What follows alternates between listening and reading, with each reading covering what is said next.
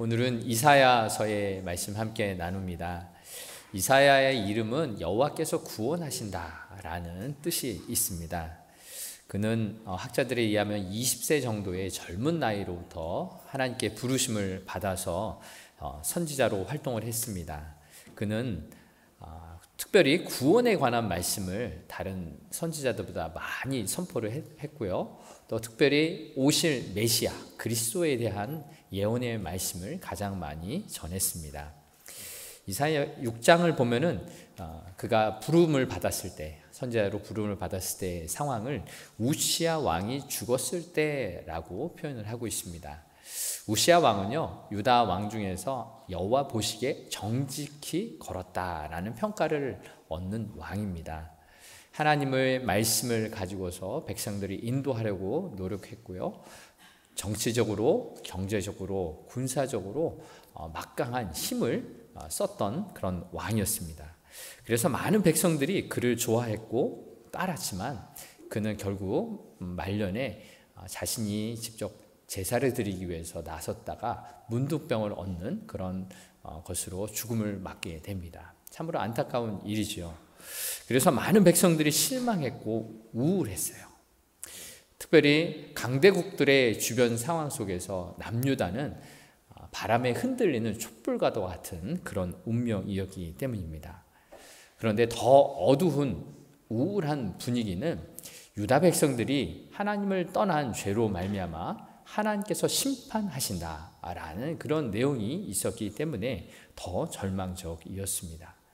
그래서 이사야 6장 13절에는 하나님의 심판을 받을 유다 백성들의 모습을 나무가 배임을 받는 그런 모습으로 기록을 하고 있습니다.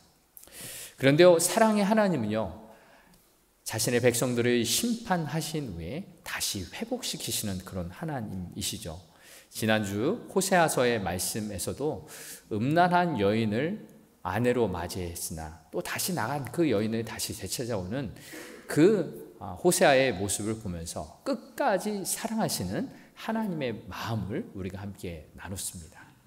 오늘 이사야의 말씀에서도 남유다의 심판을 말씀하시면서도 다시 회복시키시려는 하나님의 구원의 은혜의 말씀을 살펴볼 수가 있습니다. 하나님이 얼마나 그 택한 백성을 사랑하시기에 순간 혼내시면서도 잠시 한숨 쉬면서 그래도 너희는 내 백성이니 내 자녀들이니 다시 회복될 거야 라고 그렇게 말씀하시는 것이죠. 오늘 이사야 본문 속에서 심판받아 멸망당하는 이 절망적인 상황 가운데 특별히 유다 백성들에게 하나님 나라를 꿈꾸게 하십니다. 절망적인 상황에서 새로운 평화의 나라를 꿈꾸게 하시는 것이죠. 혹시 우리에게도 절망적인 시간들이 있지는 않습니까? 살아가면서 많은 고민도 있고 갈등도 있고요. 해결할 수 없는 많은 일들 속에서 한숨 쉬고 있지는 않으십니까? 그런데 이럴 때 기억해야 될 것, 사랑의 하나님께서는 우리에게 또한 회복시키실 그런 꿈을 주시는 것입니다. 절망의 순간 가운데 우리를 회복시키는 주님을 바라볼 수 있기를 바랍니다. 오늘 말씀을 통해서 절망 속에서 하나님 나라의 꿈을 꾸었던 이사야처럼 우리의 삶 속에서도 하나님의 나라의 꿈을 꾸는 저와 여러분이 되길 소망합니다. 첫 번째 함께 나눌 하나님의 꿈 이야기는요, 예수님이 이 땅에 오셔서 다스리신다라는 꿈입니다. 하나님께서는 메시아, 즉 구원하실 예수님께서 이 땅에 오시는 그 꿈을 오늘 본문 1절에서 이렇게 기록하고 있습니다. 이새의 줄기에서 한 싹이 나며 그 뿌리에서 한 가지가 나서 결실할 것이요. 아멘. 이새의 줄기라고 표현했는데 이새는 누구이죠? 네, 다윗의 아버지 이름이요. 오늘 본문 1절은 예수님이 태어나실 것에 대해서 말씀을 하시는데 보통 성경에서는 예수님을 다윗의 후손이다 라고 표현을 하는데 오늘 본문은 다윗의 이름이 아닌 그 아버지 이새의 줄기에서 예수님이 나오신다라고 표현을 하고 있습니다. 왜 이렇게 이새의 줄기에서 나오신다라고 말할까요? 이새는 평범한 양치기였어요. 아무도 주목하지 않는 그런 평범한 사람이었죠. 즉 이새의 줄기에서 나온다라는 표현은 예수님이 아무도 주목하지 않는 그런 환경 속에서 초라하게 태어나실 것이다 라는 것을 말해주고 있습니다. 그리고 이새의 줄기에서 무엇이 난다고 했습니까? 한 싹이 나고요, 가지가 생겨나고 거기에서 열매가 맺힌다라고 말씀하시고, 이 열매는 누구이냐? 오실 메시아 예수 그리스도를 말하고 있습니다. 바로 하나님은 절망적인 순간에 예수 그리스도를 메시아라는 꿈을 보여주고 있습니다. 이새의 줄기라는 것은, 이 줄기라는 표현은 영어 성경을 보면 스텀프, 구루터기라고 말할 수 있어요. 이 구루터기는 우리가 숲에 가면 자주 볼 수 있지 않습니까? 가지도 잘라지고 몸통마저 잘라져서 짤막한 나무 밑둥만 남아있는 것이 구루터기죠. 마치 전쟁에서 마을이 다 무너지고 사람도 다 사라져간 아무 희망도 없는 그런 삶을 바로 이 구루터기라고 말을 하고 있습니다. 그런데 여기에서 가지가 쭉 오르고 열매가 맺히는 것, 즉 예수 그리스도가 이 땅에 오신다라는 메시아라는 꿈을 보여주고 계십니다. 몸통까지 잘려나간 이 구루터기를 통해서 하나님의 새로운 창조가, 역사가 시작된 것입니다. 절망적인 상황에서 새로운 역사를 만드시는 하나님이십니다. 우리에게도 믿음의 눈이 열려져서 혹 우리의 실망스럽고 절망스러운 삶에 일지라도 그 구루터기에서도 하나님의 새로운 역사가 일어날 줄 믿습니다. 이어서 초라하고 이런 절망적인 상황 속에서 오시는 예수님이 무엇을 하시느냐, 그 더 놀라운 꿈을 보여주십니다. 10절의 말씀을 보면은 오늘 본문의 결론적인 말씀이 나오는데요. 그 날에 이새의 뿌리에서 한 싹이 나서 만민의 기치로 설 것이요 열방이 그에게로 돌아오리니 그가 거한 곳이 영화로우리라. 아멘. 이새의 뿌리에서 한 싹으로 나신 예수님은 모든 민족이 바라보고 찾아오고 예수님이 계신 곳이 영광스러운 곳이 된다라고 기록하고 있습니다. 즉 유대뿐만 아니라 온 세계 열방이 예수님께로 향하고 예수님을 찬양하는 그런 꿈을 이사야에게 보여주셨습니다. 예수님이 다스리시는 것을 왜 절망 속에서 희망이다, 꿈이다 라고 말할 거예요? 바로 예수님은 세상 어떤 사람보다 뛰어난 통치자이기 때문입니다. 그것을 2절 이하에 이렇게 기록을 하고 있습니다. 2절의 말씀을 보시면 하나님의 영이 그 위에 오시는데 지혜와 총명의 영이다, 모략과 재능의 영이다, 지식과 여호와를 경외하는 영이 예수님과 함께 한다라고 말씀합니다. 즉 통치자로서 갖춰야 할 좋은 그 덕목들을 말하고 있는데요. 지혜란 무엇입니까? 보이지 않는 것의 핵심을 분별하는 것이고요. 총명이란 보이는 것들을 판단하는 능력이죠. 모략과 재능은 영어로 counsel 또 and power입니다. 인생에 우리의 어려운 일을 당하고 갈등하는 만한 상황 가운데 대답을 해줄 수 있는 능력을 가지신 분이시다라고 말씀하고 있습니다. 또 그리고 지식과 여호와를 경외한다라고 말합니다. 여기서 경외라는 것을 영어로 표현하면 fear, 두려움이다라고 말할 수 있습니다. 그런데요, 이 두려움이라는 것은 단순한 두려움이 아니라 사랑하는 마음에서 출발하는 그런 두려움입니다. 즉 하나님을 깊이 사랑하기에 하나님의 뜻을 따르는 것이죠. 여러분 결혼생활 오래 하신 분들 중년에서 노년에 이르시면은 이런 생각하지 않습니까? 사랑이 깊어질수록 배우자를 경외하게 된다라는 거예요. 사랑이 깊어질수록 배우자가 싫어하는 것을 하지 않게 돼요. 그리고 배우자가 원하는 것을 하게 되는 거죠. 바로 사랑하게 되면은 그렇게 기쁨으로 순종하게 되는 것입니다. 사랑하게 존중하는 것이죠. 하나님을 경외한다? 마찬가지입니다. 내 마음 깊은 곳에서 하나님을 사랑하기에 하나님이 원하시는 것을 기쁘게 행하게 되는 것입니다. 어떤 상황이든지 하나님이 무엇을 말씀하시는지 하나님의 뜻이 나에게 가장 좋은 것이다 라고 생각하기에 순종하게 되는 것입니다. 그래서 3절 이하에 여호와를 경외하기에 보이는 대로 판단하지 않는다. 또 귀에 들리는 대로 판단하지 않는다 라고 말씀하고 있습니다. 바로 예수님은 하나님의 질서와 말씀대로 이 땅을 공의와 성실로 다스리시는 분이시다 라고 말씀하고 있어요. 그리고 이 하나님의 나라는 예수님의 다스림을 받는 이제 우리를 통해 이루어지는 거죠. 여호와를 경외하는 영이 우리에게 주어지면 우리도 우리 눈에 보이는 대로 판단하는 것이 아니고 우리 귀에 들리는 대로 생각하는 것이 아니라는 것입니다. 그런데 우리는 어떻습니까? 살면서 내 눈에 보이는 것이 전부라고, 내 귀에 들리는 것이 전부라고 생각하고 내 말이 맞다, 내 생각이 맞다라고 이야기합니다. 그러다가 혹 일이 잘못될 때가 참 많이 있습니다. 왜 그렇습니까? 보이는 대로 봤다고 하지만 보고 싶은 것만 보았던 것이고요. 제대로 들었다라고 생각하지만 내가 듣고 싶은 것만 들었기 때문입니다. 그래서요, 구원받은 저와 여러분은 날마다 내 생각이 맞은지, 내가 본 것이, 내가 들은 것이 맞는지 확인을 해야 해요. 이것이 무엇이냐 하면은 나는 날마다 죽는다라고 선포하는 것입니다. 나는 죽고 예수님이 사는 것을 선포하는 것입니다. 그런데 많은 그리스도인들은요, 나는 죽고 예수로 산다라는 것에 대해서 너무나 힘든 말씀이다. 어떻게 그렇게 살 수 있느냐?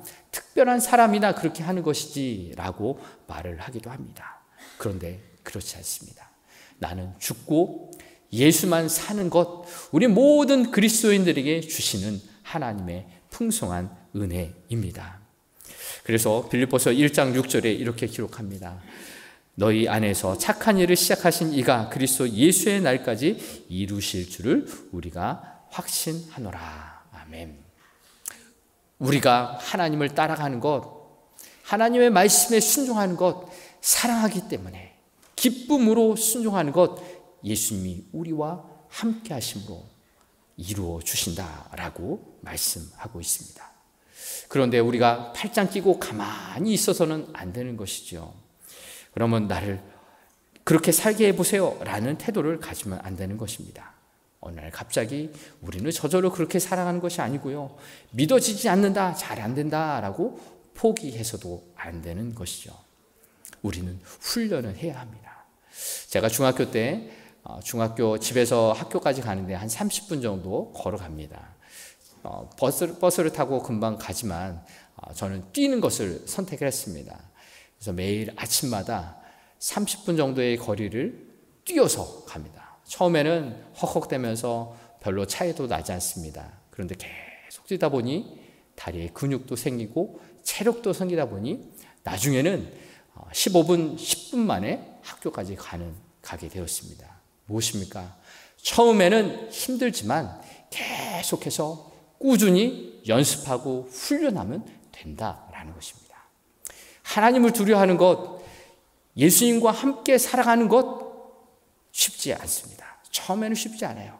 그러나 포기하지 않고 매일매일 내 삶 가운데 함께 하시는 하나님을 바라보는 것, 하나님을 사랑하는 것, 그것을 고백하고 점검하고 훈련하다 보면은 어느새 내 옆에 계시는 예수님을 경험하게 되는 거죠. 나의 삶 가운데 함께 하시는 예수님을 바라보게 되는 것입니다. 이것이 바로 하나님이 원하시는 것을 듣는 것, 하나님이 원하시는 것을 말하는 것, 하나님이 다스려 주시는 그런 사람이 되는 것입니다. 오늘 본문 첫 번에 첫 번째 말씀드렸던 것, 예수님이 이 땅을 다스리시는 꿈이 바로 예수님과 함께 살아가는 저와 여러분을 통해서, 그런 경건의 훈련을 통해서 하나님은 이루어 주시는 것입니다. 이제 두 번째 함께 나눌 메시지는, 하나님께서는요, 평화의 나라를 꿈꾸게 하십니다. 본문 6절에서 8절의 말씀은 예수님이 오셔서 다스리시는 그 평화의 나라의 모습을 보여주고 있습니다. 6절은 이렇게 시작합니다. 이때는 주님이 다스리시는 그때이죠. 그때에는 이리가 어린 양과 함께 살며 표범이 어린 염소와 함께 누우며 송아지와 어린 사자가 살찐 짐승이 함께 있어 어린 아이에게 끌리며 암소와 곰이 함께 먹으며 그것들의 새끼가 함께 엎드리며 사자가 소처럼 풀을 먹을 것이며 젖 먹는 아이가 독사의 구멍에서 장난하며 젖된 어린 아이가 독사의 구레에 손을 넣을 것이라. 아멘. 여러분, 이 장면이 상상이 되십니까? 무서운 맹수가 약육강식의 법칙에 의하면 자신보다 약한 짐승을 잡아먹는 것인데, 하나님의 평화의 나라는, 하나님이 다스리시는 그때에는 일이나 사자나 표범과 곰처럼 그런 자신의 힘이 있다, 자신의 힘만 믿고 살아가는 자들이 약한 자를 괴롭히는 그런 일을 하지 않게 된다라고 말씀하고 있습니다. 또한 일이나 사자나 표범과 곰처럼 강한 자가 구원받을 때, 예수님을 만나 구원받은 존재가 되었을 때 자신보다 약한 사람을 돌보고 사랑하게 된다라고 말씀하고 있습니다. 이것이 하나님께서 우리에게 보여주시는 평화의 나라, 예수님이 다스리실 때 일어나는 일인 것입니다. 하나님은 저와 여러분에게도 이런 꿈과 비전을 보여주십니다. 그래서요, 집에서, 가정에서 아내가 남편의 지갑에 손을 넣어도 물리지 않고요, 또 남편이 아내의 기념일을 깜빡했을 때 아내가 너그럽게 용서해 줍니다. 가정에서 아닌가요? 고개를 저으시는데, 하나님께서는요, 아담과 하와를 짝지어 주실 때 벌거벗은 몸을 보고 부끄럽게 생각하지 않았어요. 수치스럽게 생각하지 않았어요. 가장이라는 것은 하나님이 처음 창조하신 원리는요, 부끄러운 것도 감싸주고 허물도 감싸주고 실수도 용납해 주는 것입니다. 내 생각이 맞다고 서로 정죄하는 것이 아니다라는 것입니다. 물론 때때로는요, 사랑이 모든 것을 감싸주는 것이 아니라 아닌 것은 아니다 말해주고 바른 것을 가르쳐주는 것이 사랑이기도 하죠. 그런데요, 하나님이 꿈꾸시고 보여주는 평화의 나라는요, 방금 읽었던 이 말씀처럼 적이 없는 거예요. 서로 물고 뜯는 것이 없는 것이요, 서로 사랑하는 나라인 것입니다. 그래서 예수님이 이렇게 말씀하셨어요. 내 이웃을 내 몸과 같이 사랑하라. 아멘. 우리가 서로 사랑하는 이 말씀에 순종할 때 내가 사는 가정과 교회, 그리고 이 세상은요, 평화의 나라가 이루어집니다. 기독교는 단순한 이론이나 논리가 아니에요. 기독교는 우리의 머릿속에서만 생각하는 것이 아니라 우리의 삶으로 실천하는 것이죠. 그래서 예수님이 다스리실 때 그 다스림을 받는 것은요, 나의 친구, 이웃에게 좋은 선물은 해주지는 못할지언정 따뜻한 말 한마디, 격려의 말 한마디, 칭찬의 말 한마디, 방긋 웃음을 지어주는 것, 이것이 바로 하나님의 다스림을 받고 서로 사랑하는 그런 삶인 것입니다. 그리고 나에게 나쁜 말을 하거나 나쁜 행동, 이해할 수 없는 그 행동을 하는 그 사람을 마음에 품고 기도하는 것이 예수님의 다스림을 받는 삶인 것입니다. 그래서 성령님 도와주세요. 그 사람을 이해할 수 있도록 그 마음을 허락해 주시고 그 사람과 소통할 수 있도록 연결해 주세요 라고 기도하는 것입니다. 여러분, 이 오늘 본문에서 사자와 이리가 어린 양과 장난친다, 사이좋게 지낸다라는 이 하나님 나라를 꿈꾼다면은 우리는 어떻게 누가 변해야 하겠습니까? 양이 어느 날 용기를 내어서 이제 사자를 왕따시키지 않고 함께 놀아줘야지 라고 생각하고 사자에게 다가가면 어떻겠습니까? 사자는 변하지 않았어요. 그래서 양을 잡아먹겠죠. 그런데 사자가 양을 보면 잡아먹으려고 군침을 흘렸었는데 이제는 사자가 양을 돌봐주고 지켜야지라고 마음을 먹으면 이것이 바로 하나님의 평강이, 하나님의 평화가 이루어지는 세상인 것입니다. 누가 변해야 되겠습니까? 힘 있는 자가, 가진 자가 그 마음을 변해야 하는 것이죠. 그래서 너 죽고 나 살자라는 것이 아니라 너도 살고 나도 살자라고 살아야 하는 것입니다. 그리고 당신은 나를 사랑하고 나도 당신을 사랑합니다 라고 고백해야 하는 것이죠. 이 시간 옆에 분에게 한번 고백하시겠습니까? 나도 살고 당신도 삽시다. 나도 살고 당신도 삽시다. 네. 함께 사는 거예요. 더불어 함께 살아가는 것, 이것이 하나님께서 원하시는 평화의 삶입니다. 그래서 본문 9절 상반절을 이렇게 이야기합니다. 내 거룩한 산 모든 곳에서 해됨도 없고 상함도 없을 것이니. 아멘. 주님이 다스리시는 그곳에는요, 서로 상하는 것, 마음 아프게 하는 것, 상처 주는 것이 없다라고 말씀하십니다. 사자가 송아지를 잡아먹지 않고 함께 풀을 먹고 있는 모습을 상상해 보십시오.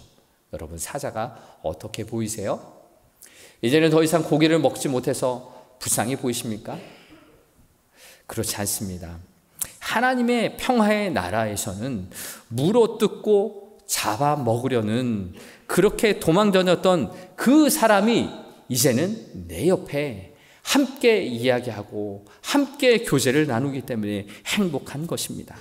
전에 느끼지 못했던 함께 살아가는 즐거움, 기쁨이 이제 우리에게 있게 되는 것이죠. 교회에서, 가정에서 이것을 훈련해 가는 것입니다.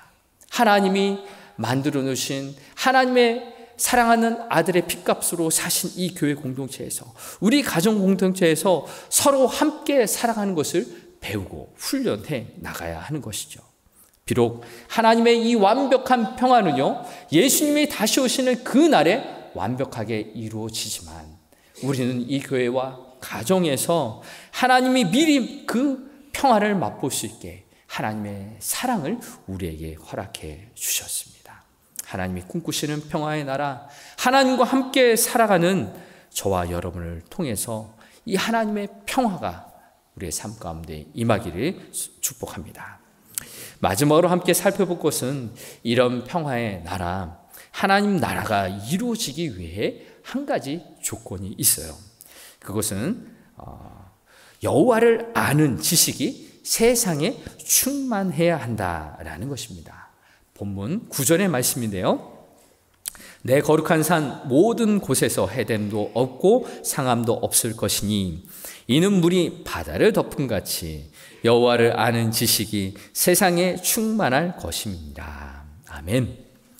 하나님이 이루시는 이 평화의 나라는 여호와를 아는 지식이 가진 사람들이 마치 물이 바다를 덮은 같이 이 세상에 충만할 때 가능하다라고 말씀하고 있습니다.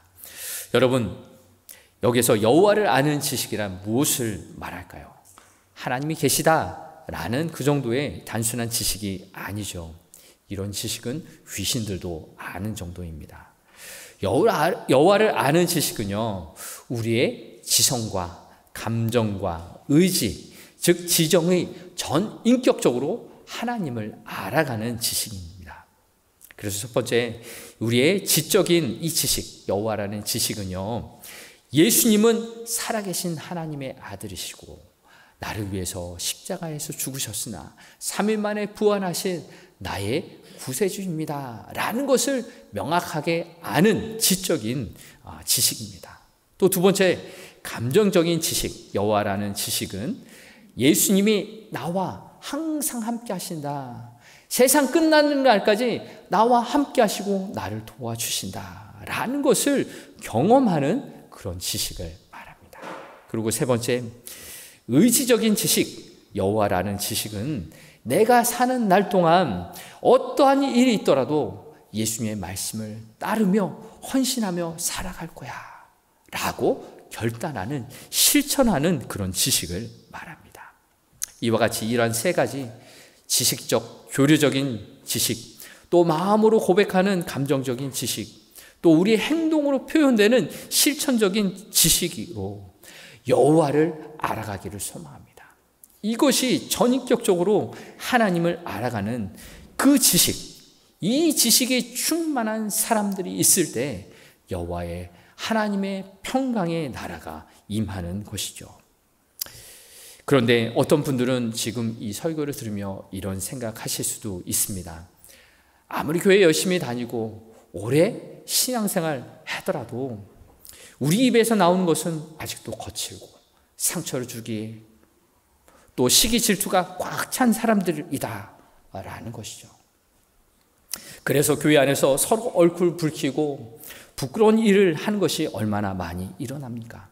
그러나 여기서 반드시 기억해야 할 것이 있어요. 우리는 실수할 수 있어요. 우리는 잘못할 수 있어요. 그런데 우리 하나님은요, 항상 동일하십니다. 사랑의 하나님, 여전히 우리를 사랑하시고요, 여전히 우리와 함께 하시는 하나님이시다는 거예요. 그래서 변하지 않는 하나님 한 분만을 바라봐야 하는 것입니다.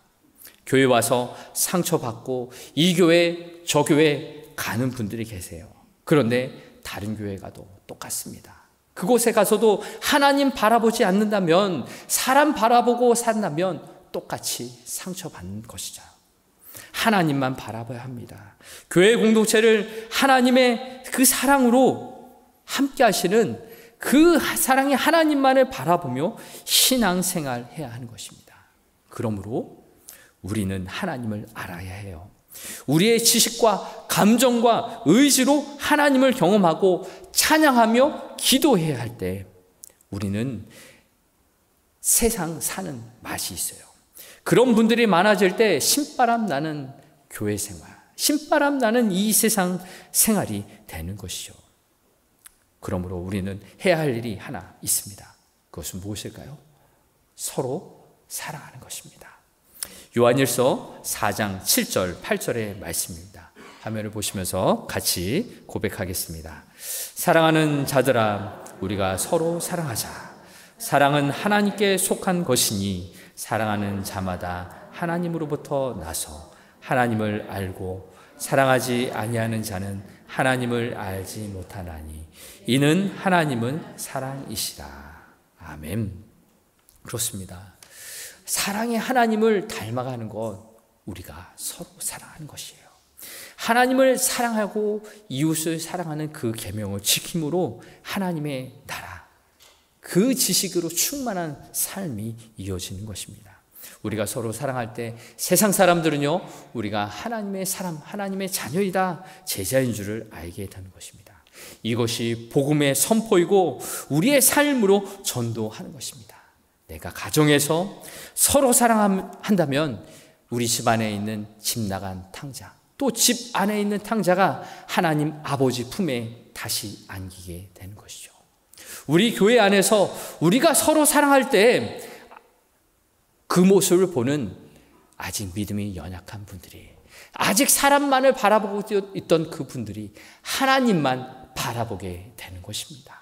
우리가 학교에나 또 직장이나 우리의 삶의 터전에서 서로 사랑하게 되면 믿지 않는 친구들이, 사람들이 이렇게 묻습니다.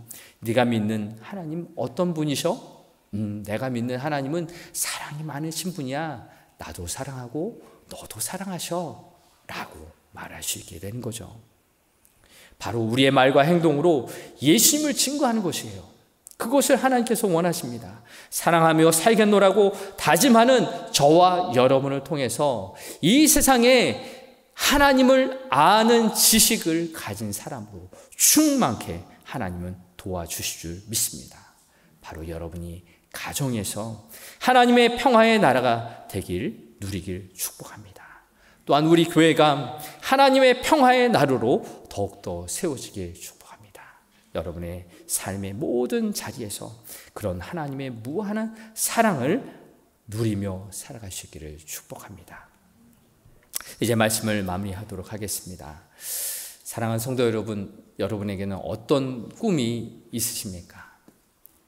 절망적인 상황 속에서 하나님 나라를 꿈꾼 사람, 마틴 루터 킹 목사님의 이야기를 함께 나누고자 합니다.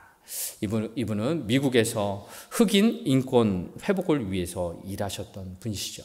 피부 색깔 때문에 차별받는 그 미국 사회에서 흑인들의 인권을 위해서 목소리를 내었습니다. 미국의 남북 전쟁을 통해서 노예 해방이 되었지만 그 후 100여 년이 지난 1960년대에서도 아직까지도 합법적으로 흑백을 분리하는 정책이 있었습니다. 평등하지만 분리한다라는 것이 당시 법이었어요. 그래서 백인들과 흑인들은 명확하게 나눠줘서 백인들은 경제적으로 지위나 주거 중에서 좋은 대우를 받았고 흑인들은 또 상대적으로 나쁜 대우를 받았던 것입니다. 그 상황 가운데서 마틴 루터 킹 목사님은 하나님의 평화의 나라는 있는 자나 없는 자나 피부 색깔이 하얗든 검정이든 그 삶 속에서 하나님의 평화를 누려야 한다라고 하나님의 메시지를 증거했던 것입니다. 그가 1963년 링컨 기념관 발코니에서 I have a dream 이라는 연설을 했습니다. 거기에 나오는 것들을 조금 인용하겠습니다. 나에게는 꿈이 있습니다. 언젠가 이 나라가 모든 인간은 평등하게 태어났다는 것을 자명한 진실로 받아들이고 그 진정한 의미를 신조로 살아가게 되는 날이 솟아오리라는 꿈입니다. 나에게는 꿈이 있습니다. 내 아이들이 피부색이 아니라 인격에 따라 평가받는 그런 나라에 살게 되는 날이 오리라는 꿈입니다. 지금 나에게는 꿈이 있습니다. 언젠가 변하여 흑인 소년 소녀들이 어린 백인 소년 소녀들과 손을 잡고 형제 자매로서 함께 걸어갈 수 있게 되는 꿈입니다. 어느 날 모든 계곡이 높이 솟아오르고 모든 언덕과 산은 낮아지며 거친 곳은 평평해지고 굽은 곳은 곧게 펴지고 하나님의 영광이 나타나 모든 사람들이 함께 그 광경을 지켜보는 꿈입니다. 이것이 우리의 희망입니다. 여러분, 사랑하는 여러분에게는 어떤 꿈이 있습니까?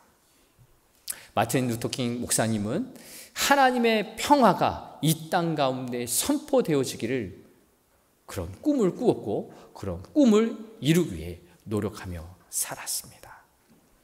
우리들에게는 이런 꿈이 있을 수 있죠. 청년들에게는 좋은 배우자를 만나 좋은 가정, 행복한 가정을 이룬 꿈, 또 안정되고 좋은 직장을 다니는 꿈, 자녀를 양육하는 분들에게는 자녀들이 건강하게 잘 자라고 이 땅에서 행복하게 살아가는 꿈, 또 노년의 어르신들에게는 여생을 건강하고 행복하고 즐겁게 사는 꿈, 그런 꿈을 꾸시죠.